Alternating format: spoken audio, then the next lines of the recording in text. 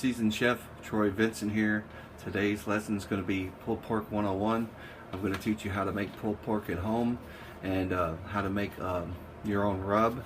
Of course, you will not see all the ingredients I use, but I will teach you a basic knowledge of that. First, a pork butt, which is usually what we make pulled pork from, is actually not from the butt of the pig. It's actually from the shoulder, which in this picture, as you can see, is the green part behind the pig's head. And usually the back leg is where they get hams from, and the butt of the pig is where they get the cushion from. And there's a couple other cuts that come from back there, but the pork shoulder, which is what we're focusing on today because that's what I'm using, which is called a pork butt, is what I'm going to show you how to make pulled pork from today. The second part is making your rub.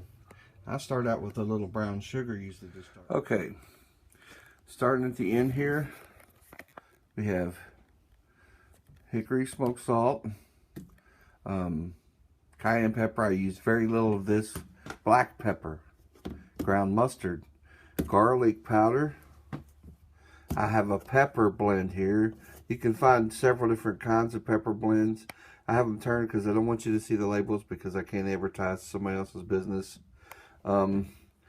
Also, smoked paprika you can find from some distribution companies. You may be able to find it somewhere.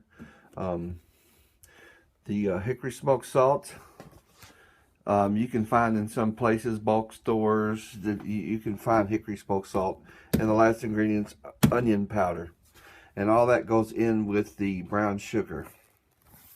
You're talking close to 20 ingredients that go into my pork rub. So then we will mix it, and I'll show you here that I have some left over from the last time I made it.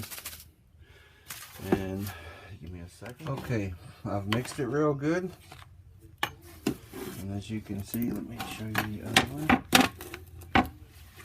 Let you know your ingredients. It's the same color, isn't it? Alright. Next thing is the butt. I've already actually rubbed this one mostly. I've got my gloves on, and I should just put a little bit more. And rub it in real good. Make sure you hit the sides. I already did that too as well. Let me put the other hand here. I'm going to use my other hand. I'm trying to hold the camera too, so the ends you can see. Now, next part, I'm going to sit the camera down. So hang on. Alright, now I'm going to wrap this, and I will wrap it more than once with aluminum. Usually I use heavy duty, and in this case I'm using standard because what I have, now right now I have the fat side down, and I'm going to turn up so the fat's dripped over the rest of the pork butt. Alright, and now I'm also going to do one more thing. Anybody knows what happens when you cook in a pan at home? I don't know how to do this. And that's that.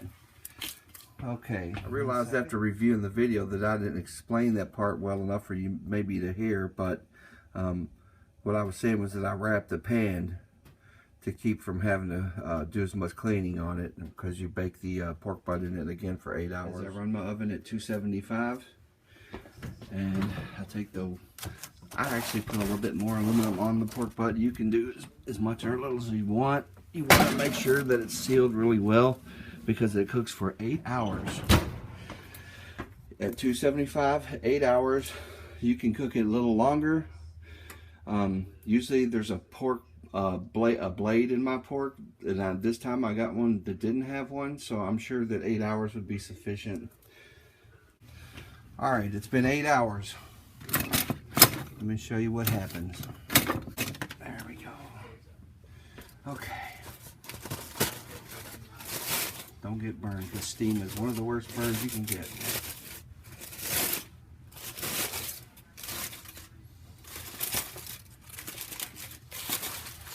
This is where the bone would be, right here in this cavity.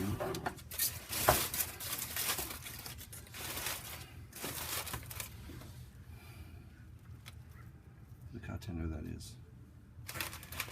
Now you don't have to do this at home in your oven. You can do it in the smoker if you have one.